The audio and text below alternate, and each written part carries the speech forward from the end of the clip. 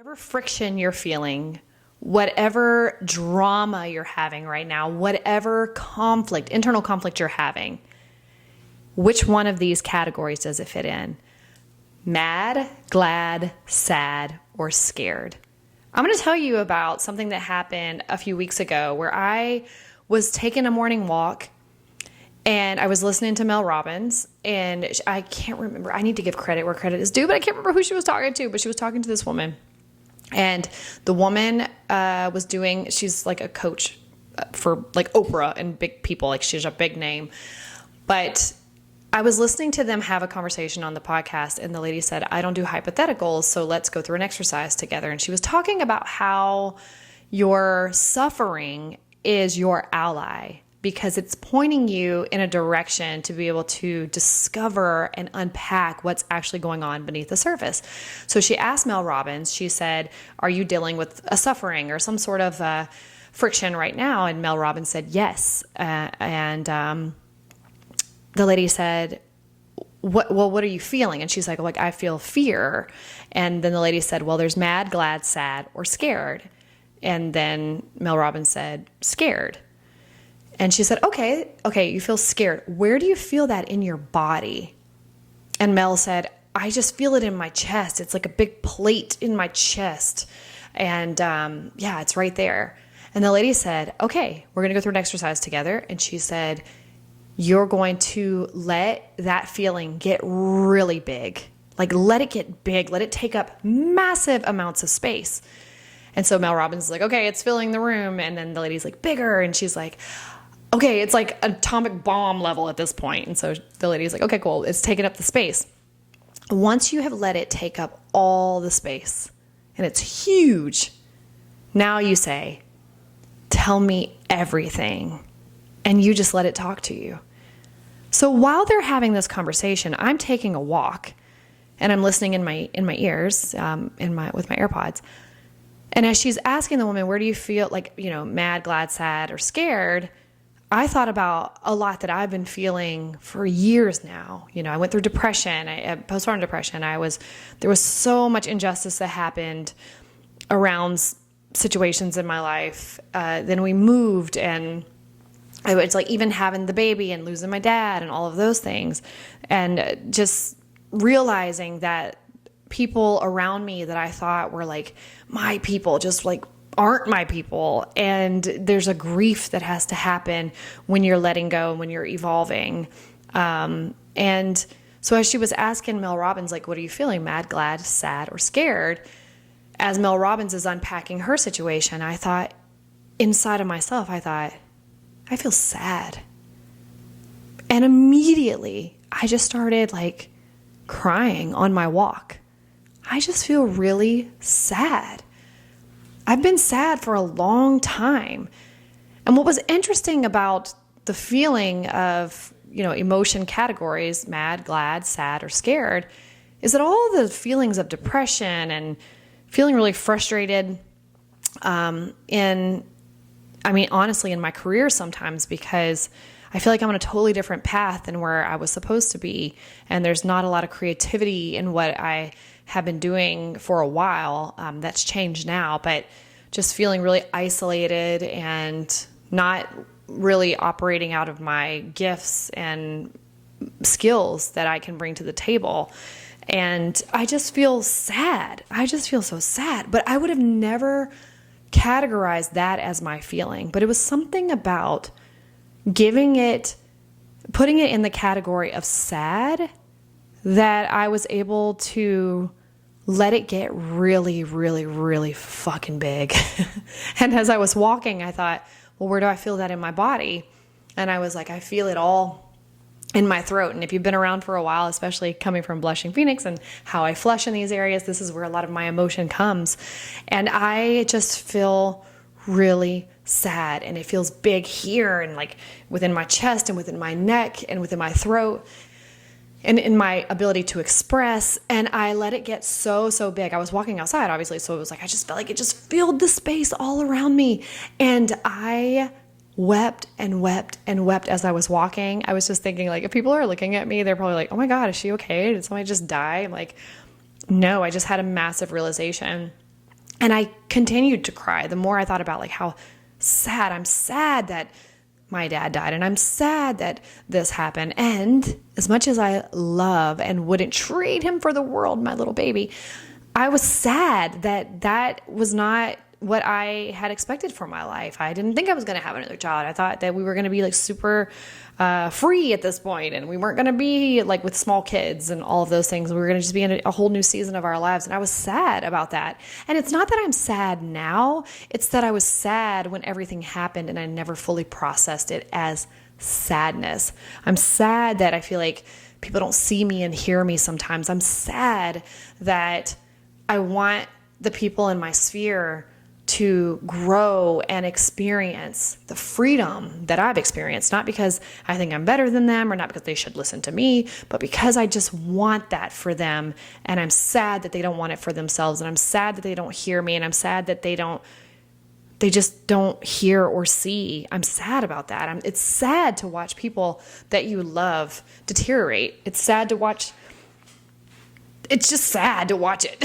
And so that's what I just let myself do, was just feel sad. And I think by just identifying the fact that it was sadness that I was feeling, in and of itself set me free. So as I finished that walk and I got back in my car and I went home and I started work for the day, I realized that I'm changed. I'm changed forever. It's like whatever heaviness of depression and sadness had been on me for many years at this point. And, you know, I've talked to you guys quite a bit. Like I've been in a really good place, but there's still been just this underlining feeling of sadness. I don't really know how to explain it, but it was something about giving it its name and letting myself like get it really big, identifying it as actual sadness and not attaching it to depression or I'm getting older and it's this and it's that. It's like, no, I'm just really fucking sad. And even now talking about it, I'm like, whoa, like I don't feel it in my body anymore. I don't feel that sadness because I identified it for what it was and then let it get really big and then told it to tell me everything. And for days it like kept talking to me about what I was sad about. And through just that bit of processing, everything just feels like it got unstuck. Now, at the same time, daylight savings time happened shortly after that. The weather got warmer. The sun is staying up longer. Seasonal depression does lift, but I just thought it was interesting, that timing of hearing that podcast, and not just hearing, but really it resonated with me so deeply. So I wanted to get on here and talk to you about that. And to encourage you from what I heard and what I learned, that if you are going through some heavy stuff right now and you feel a little conflicted about what you're feeling, mad, glad, sad, or scared, and maybe put whatever you're feeling in one of those categories. And then where do you feel it in your body? And then wherever it is in your body, just let it get really, really, really big. Invite it in, make it huge, and then tell me everything and see what happens, because that was transformative for me. I also wanted to tell you that, man, so much has happened. I turned 40. Happy birthday to me. I'm so excited. I do not look at this as like a bad thing at all, but I have to show you something. Oh my gosh, if you're on the podcast, you're missing this, but I'll tell you about it, because for my 40th birthday, my husband and I went out and had like a really good time downtown, and our spur of the moment thing is this. Hold on, it's coming. Do you see this? Everybody, it's Post Malone. So, what you need to know about this painting, it's an aluminum reprint. Hold on, let me get him adjusted. For those of you that are listening and can't see, I just held up a massive painting of Post Malone, of Post Malone's face. So every time, I almost knocked that over. Every time I have come to visit the Greenville, South Carolina area, and I have seen this painting downtown on the riverfront, I tell myself I'm going to buy that one day. I'm going to buy that one day. Now, it's a piece of art, and I don't buy art, but I would assume that art is expensive. And so one day, my daughter said she was going to buy it for me. And I was like, all right, well, buy it for me. So Tony and I, my husband and I, were down there for my birthday. We were just getting ready to end the day because we were having like a date day for my birthday, and then we had to go pick up kids and all that stuff. And we walked past the art studio where the painting is hanging. And I was like, there's my painting. Let me take a picture by it. So took a picture by it. And then Tony said, well, let's just go in and ask how much it cost. So we went inside and the artist was in there, and which was crazy because we realized that through talking to him that he travels all the time. So it was crazy that he was even there. And we asked him how much it cost, and he told us, and we were like, our daughter's going to buy it for me one day. And then he was like, well, tell her to come talk to me. I'll give her a discount. And he was super hospitable, kind, gave us shots of tequila and said happy birthday to me. And then we went outside and we just sat on the steps and chit-chatted. And I told Tony, you could buy that for me. And he stood up and he went and bought it for me. And it was crazy. It was just such a magical moment that I got the Post Malone painting. And so the other day we were down, it's been a couple weeks now. And this week we went down to the riverfront area, and I was like, let's go walk by there and see if the painting's back up. Because this is not the original. It's an aluminum reprint of his original painting. And I was like, I swear if that painting is hanging up there, I'm going to lose it.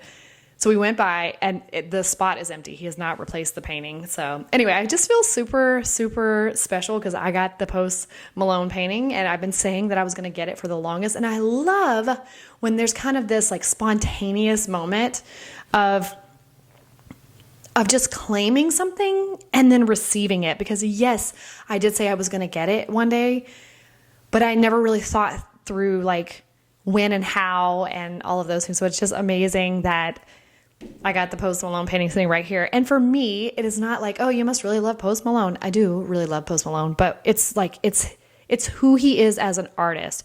It's his authenticity. It's his ability to be flexible and move through different genres of music. It's like so much more than just Post Malone. It is a artistic expression that means so much to me. And the artist wrote on the back, April, keep creating, and happy 40th birthday. God bless. And the fact that he wrote keep creating, which is huge, because I didn't tell him to do that. We were just talking about art when we first met, he as a painter and me as a writer. Anyway, just wanted to show you guys that because it's so fun. But what I was going to say is I heard a quote the other day, and it said, where you are dictates who you become. And I wrote it down in my notebook and just kind of moved on with my day. So I just got back from spring break. I took some time off from work. After my birthday, we went down to Tennessee to spend some time with family. And when I got back, Monday I have like my executive meeting. And then on Wednesday, we had our quarterly meeting as a team. So I go downtown and meet with my team, and I throw my laptop and my notebook on the table. Well, I just grabbed a notebook at random at my house when I was leaving out that morning. And when I threw the notebook on the table, I looked down and I saw that I had grabbed the notebook that said, where you are dictates who you become. And I stood there and I looked around the room at my team members, and I just thought about, if you've been on the journey with me, I've been at this company for a few years now, and it's been a huge part of my healing journey of nervous system regulation, about getting around people who are safe. And your nervous system doesn't regulate because you tell it to or you learn a bunch of stuff. You have to put it in environments that are slow and steady and a little bit predictable and safe in order for it to actually understand this is the life we live now. And so I looked around the room and I just thought, wow, where you are dictates who you become. And that could mean so many things, moving from Tennessee, moving to South Carolina, being with this team, the people that I've met. Like, I just truly believe that who you are, like, is dictated by the environments that you're in. You can't fully express yourself as you are, or the evolution of who you've become, if you're in environments that don't see you or hear you or support you or make you feel empowered. I mean, that's a really hard battle and an uphill battle of constantly trying to pull yourself together to say, I am worthy and I belong and I have a voice and I have things to say, as opposed to being in environments where you're invited to do that. So anyway, we got into our meeting kickoff, and we were sharing things from the last quarter, our wins, our things we could have done better, and a few other things. And I was just sharing. I went first, so I was just sharing. Normally, if it's all eyes on me in a room, even if I do, oh gosh, I'm knocking Post Malone over. Oh gosh, he's not normally sitting this close to me. Hold on, guys. Sorry, Post. But I was sharing, and normally if I'm sitting in a room sharing a bunch of kind of vulnerable things, my body just doesn't perceive that as safe. It doesn't matter who I'm with. My body just doesn't perceive that as safe. It hasn't in a long time. Now I push through with that because I know that I am safe. But my body does its thing. Anyway, I'm talking for a while about my personal wins and my aha moments and just going through all of that. And then I finish and we go to the next person on the team. And halfway through him talking, I'm staring at him while he's talking. And I realize in my body, in my being, I'm like, whoa, I feel really freaking safe here. My body's not reacting. I'm not flushing. I'm fine. Like I'm so present. I haven't thought 2 seconds about myself. There's no like hyperfixation on me at all. And I look back down at the paper, where you are dictates who you become. And I was just so grateful in that moment. And I just felt like this gratitude just fill the room from like, man, we are growing, we are evolving, and changes are happening even when we don't know they're happening. You just got to keep going. You got to keep believing. You got to keep moving forward, regardless of what you feel like is hindering you. You just got to keep going. So that whole time we were in the meeting, lots of talking, a little bit of constructive friction here and there. We went to lunch together, and I always have felt like super uncomfortable sitting at lunch in like business lunches. That's why I'd way rather go to coffee, but sitting in business lunches is just something about eating. I mean, I'd love to eat, but it's something about trying to eat and talk and feeling like you're taking too long to eat and like just all the hyperfixation on myself. But man, I was chowing down on my food and enjoying like every bit of my meal and just really feeling like I am part of this team. Now, I have felt that before, but I felt it in like a deeper layer this time. I don't really know how to explain it. And then we got back to the office. We moved to like a different office that was a little smaller, conference room, and it got warm in there. And I know I started to flush at one point, but it's because it was hot. And I even looked around the room and saw everybody else had like red ears. And I'm like, literally nobody cares right now. Like I wasn't even super focused on it. I just could feel the little pins and needle feeling in my body. But it wasn't because of them. It was because the room got hot. And that's how my body reacts to temperature change like that sometimes. So anyway, I just wanted to share that with you, that where you are dictates who you become. So if you're in environments that you are not feeling that you get to fully be yourself, I would just challenge you to address that. And I don't know what that means for you. I don't know if that means just becoming aware of it. I don't know if that means change your environment. I don't know what that means, but I just know for me, it has made all the difference of my life by moving, leaving the place where my whole identity was built, and then stepping into a new land that I chose that makes me so happy, by the way. I was taking a walk this morning and I was just like, there's just something so nostalgic about being here that reminds me of being a little girl running around in my neighborhood on summer mornings. Like, I don't know how to explain it. It's just such a slower paced environment. And that's what I needed. Even when we went back to visit Tennessee recently, we were like, it's chaotic here. And you just feel like the chaos all around you and the scarcity energy that feels like it's just like constantly like everybody is like rushing to get to the places and there's no room for you. And I'm like, no wonder I felt terrible and sad here. But anyway, I just am just so grateful. And it's been a while since I've talked to you all, and I wanted to drop in and say hello. And, you know, I'm taking this like little by little as far as the channel and the podcasting. You know, I've talked before about how my daughter has this thing that she says in her social media. It says, I post when I feel like it. And that's kind of been my thing here as well, is that, I post when I feel like it. I've also been on the go a lot and just been really busy in my work. So I am happy to talk to you today, and I hope that you made it this far, and I hope this was helpful for you. Somebody messaged me the other day and gave me the most encouraging words, that just said that they had just listened to my podcast and it was so good, and that they could listen to them, back to back to back to back. And it was a reminder to me that, they're my words. These are my thoughts and words all the time. So it's just like a blah, blah, blah. But to hear somebody from the outside validate that this is helpful and that it's like help them see the world in a different way or help them think in a different way, I think that's the ripple effect that we offer to each other as we go along our journey. So anyway, I hope that you have a beautiful, beautiful day wherever you are, whatever time of day it is that you're listening to this. I hope something in here resonated with you. Anything that stuck out, that was yours. Anything else that challenged you and made you feel a little bit of that like sandpapery feeling, that might have been yours also. But I'm just here to express and give of whatever I feel is going to come out, and whatever is for you, I hope you take it, and I hope you chew on it a little bit, sit with it a little bit, marinate it with it a little bit, and I hope your life is transformed.